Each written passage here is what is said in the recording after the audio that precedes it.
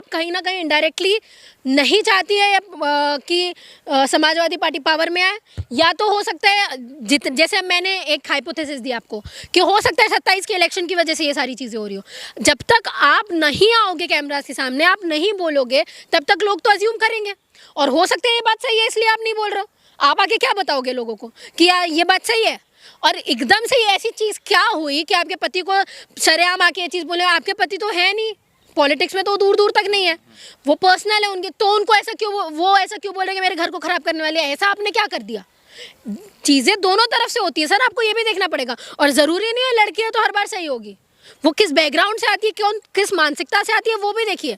जो लड़की BJP join करके उन मनुवादी लोगों के साथ में रह सकती है, ब्राह्मणवादी सोच को आगे बढ़ा सकती है, वो कुछ भी कर सकती है। तो इसे उनको आके अपने आप को, अभी वो बोलते ना कि अपने आप को बता देना चाहिए कि मैं पवित्र हूँ अभी भी। तो बीजेपी, चलिए ठीक है, रिश्तेदारी के तौर पे आप कह रही हैं, वो बात वाजिब है, मान भी लेता हूँ, लेकिन बीजेपी में जाके गुनाह थोड़ी नहीं किया, तो उनकी स्वतंत्रता है ना। बिल्कुल है, बीजेपी में बेटी बचाओ बेटी पढ़ाओ का नारा है, सशक्ति करें तो वहीं जाएंगे। तो दिक्कत यही है ना आपके क्या फिर आप ये चीज़ बोल रहे हो कि आपको ऐसा लगता है आपके परिवार वाले गधे हैं जो पीडीए की बात कर रहे हैं? आपको लगता है क्या बीजेपी ज़्यादा बात करती है दलितों पिछड़ों की? तो मुझे गिना दो कि कितनी बात करती है। ये कुछ नहीं है सर, आप डिटेल में जाओगे। पति आदिवासी महिला को बना, अरे तो पोजीशन में बैठाने तो ओबीसी भी हमारे प्रधानमंत्री हैं, तो ओबीसी के साथ में उत्पीड़न नहीं हो रहा है क्या? इटावा की घटना नहीं हुई क्या ओबीसी के साथ में? आप बताइए मुझे। तो ये सारी चीज़ें हो रही है ना सर, तो सवाल सबसे उठता है ना। और अगर आपको ऐसा लगता है कि समाजवादी पार्टी सही नहीं है, अब आप ये बताइए, एक परिवार में कोई एक औरत दूसरी अपनी घर की पार्टी छोड़ के दूसरी पार्टी में जा रही है, तो इसका मतलब क्या होता है कि या तो आपकी पार्टी सही नहीं है या तो समाजवादी पार्टी सही नहीं है। आखिरी सवाल, 27 में चुनाव है, इसलिए कभी अनु चौधरी को बचाया जा रहा है, कभी बलात्कारी को आरोपियों को बचाया जाता है, और कभी इस तरीके के तलाक की खबरें भी आती है। बिल्कुल बिल्कुल बिल्कुल यही सारी चीज़ें हैं। और मैंने आपको जैसे बोला ना, ये पार्टी साम दाम दंड भेद हर चीज़ अपनाती है सिर्फ जीतने के लिए। 27 का इलेक्शन है सर के ऊपर, और 24/7 ग्राउंड पे है बीजेपी। वो चाहती है कि वो जिस मार्जिन से पहले जीती उससे ज़्यादा मार्जिन से जीते, इसलिए वो अनुज चौधरी को भी बचा रही है, क्योंकि उनको पता है कि पुलिस वाले बूथ्स पे रहेंगे।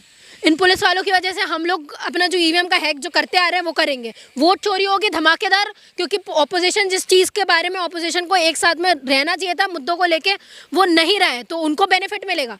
दूसरी चीज़, ये तलाक की बात आके ये मतभेद पैदा करना चाहती है फैमिली के अंदर कि फैमिली डिस्प्यूट में रह जाए समाजवादी पार्टी, क्योंकि आपको पता है ना कि अभी के इलेक्शन के बाद में समाजवादी पार्टी के ऊपर कितने सीट्स आई हैं, आपको पता है कितने मार्जिन से जीती है।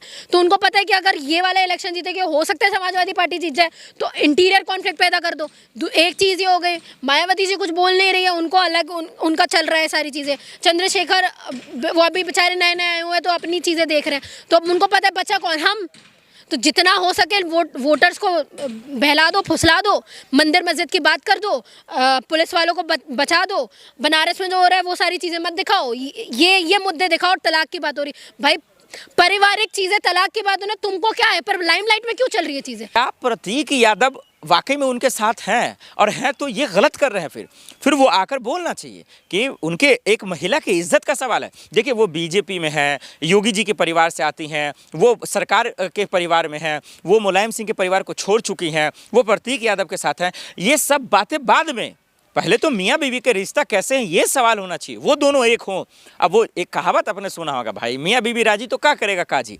तो जब वो दोनों ठीक रहेंगी, वो स्वस्थ रहेंगी, उनका परिवार स्वस्थ रहेगा, फिर बाकी भाड़ में जाए, सियासत होती रहेंगी, पार्टियां आएंगी जाएंगी, सरकारें आएंगी जाएंगी, आज इसमें तो कल उसमें।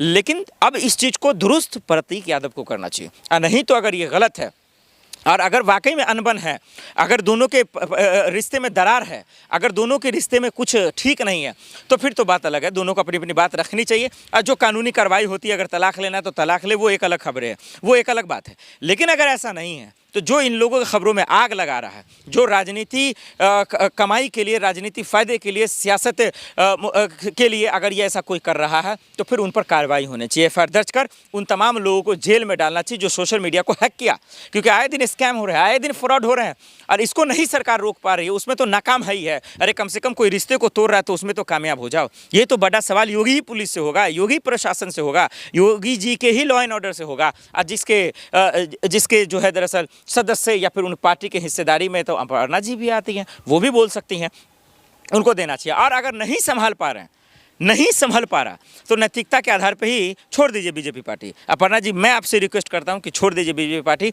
और आप मियाँ बीवी आराम से रहिए।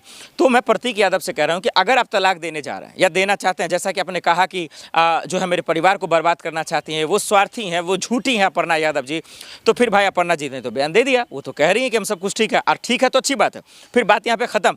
फिर इसके बाद जो भी इस खबरों को लेकर चर्चा कर रहा है उन पर एक्शन लीजिए आप।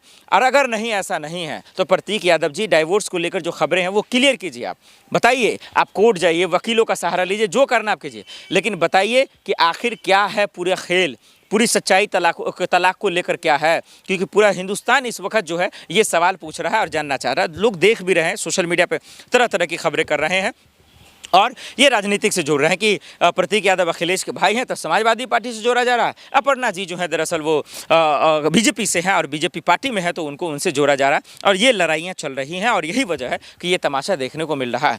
मैं आप लोगों से पूछना चाहता हूँ, प्रतीक यादव राजनीति से तो नहीं आते, सियासत से तो नहीं आते, बस गुनाह यही कि वो अखिलेश के भाई हैं।